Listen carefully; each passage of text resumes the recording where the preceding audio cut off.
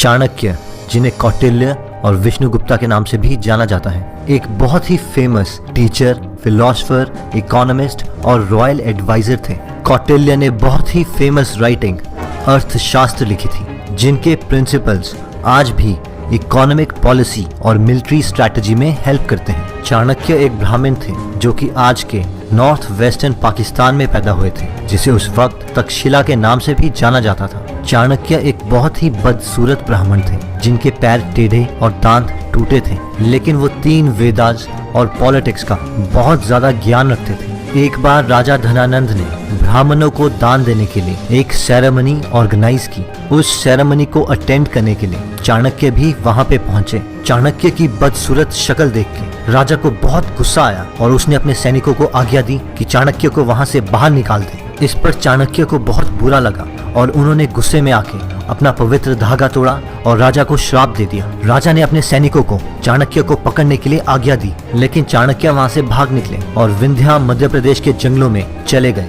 वहां पे चाणक्य ने एक सीक्रेट टेक्निक से 800 मिलियन गोल्ड कॉइन्स बनाए, जिसे कारशापन भी कहा जाता है। उन सारे सिक्कों को छुपा के चाणक्य एक ऐसे आदमी की तलाश करने लगे जिसे राजा धननंदा की जगह रिप्लेस किया जा सकता था। एक दिन चाणक्य ने जंगल में काफी छोटे बच्चों को खेलते हुए देखा और वहाँ पे एक छोटा बच्चा जिसका नाम चंद्रगुप्त था, वो राजा का किरदार निभा रहा था, जबकि बाकी बच्चे चोर, सिपाही और मंत्री बने थे। जब सिपाही चोरों को चंद्रगुप्त के पास लाए तो चंद्रगुप्त ने हुक्म दिया कि इन सब चोरों के ऑर्गन्स बाहर निकाल दिए जाए। ये सब देख के चाणक्य ने चंद्रगुप्त के बाप को 1000 सोने के सिक्के देके चंद्रगुप्त को खरीद दिया। इस वक्त राजा धनानंद को रिप्लेस करने के लिए चाणक्य के पास 2 लोग थे, पबता और चंद्रगुप्त। चाणक्य ने इन दोनों लड़कों के गलों में एक धागा बांधा हुआ था। एक दिन चाणक्य ने इन दोनों लड़कों की परीक्षा लेनी चाहिए। एक दिन जब चंद्रगुप्त सो रहा था, तब चाणक्य ने पबता को कहा कि उसे चंद्रगुप्त के गले का धागा लेके आना है, बिना धागे को तोड़े हुए और बिना चंद्रगुप्त को उठाए हुए। लेकिन ये काम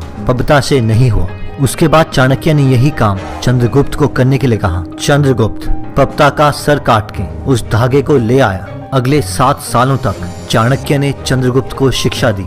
जब चंद्रगुप्त बड़ा हो गया तो चाणक्य ने अपने सारे छुपाए हुए सोने के सिक्के बाहर निकाले और एक पूरी आर्मी तैयार की। उस पूरी आर्मी को लेके चंद्रगुप्त और चाणक्य ने राजा धननंदा के राज्य में आक्रमण कर दिया, लेकिन वो दोनों बुरी तरह हार गए।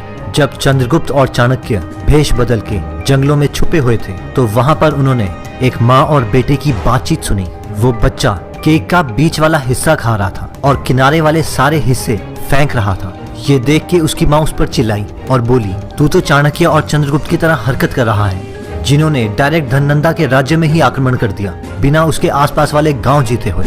ये सुन के चाणक्य और चंद्रगुप्त को अपनी गलती का एहसास हुआ और उन्होंने एक नई आर्मी तैयार करी और आसपास के गांव जीतने लगे और फाइनली राजा धननंदा को मार के पाटलिपुत्र पे कब्जा कर लिया और वहां के सारे रिबेलियंस को मार के चाणक्य ने चंद्रगुप्त को वहां का नया राजा बना दिया। चाणक्य हर रोज चंद्रगुप्त के खाने में बहुत ही कम मात्रा में जहर डाला करते थे, ताकि जब भी कोई दुश्मन चंद्रगुप्त को जहर खिला के मारने की कोशिश करे, उन पर जहर का कोई असर ना हो।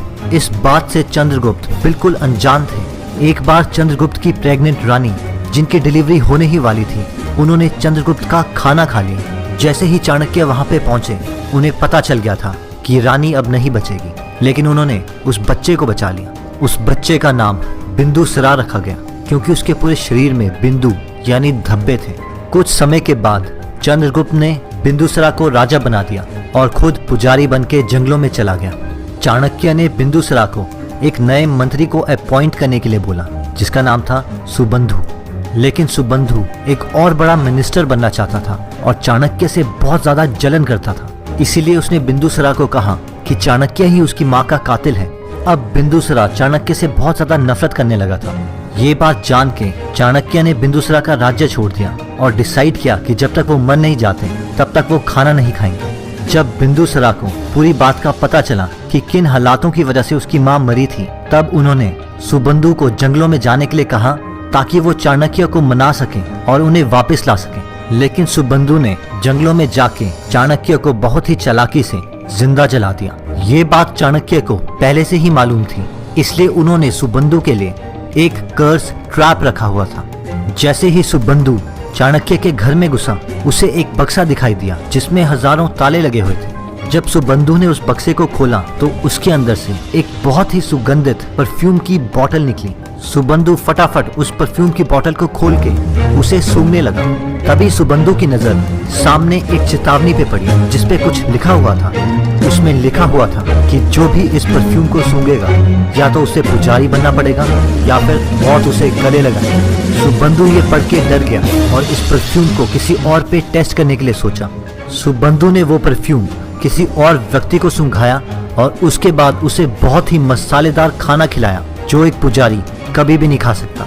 कुछ ही देर में वो आदमी मर गया। अपनी जान बचाने के लिए सुबंधु ने अब निर्णय किया कि अब वो पूरी जिंदगी एक पुजारी बनकर ही रहेगा।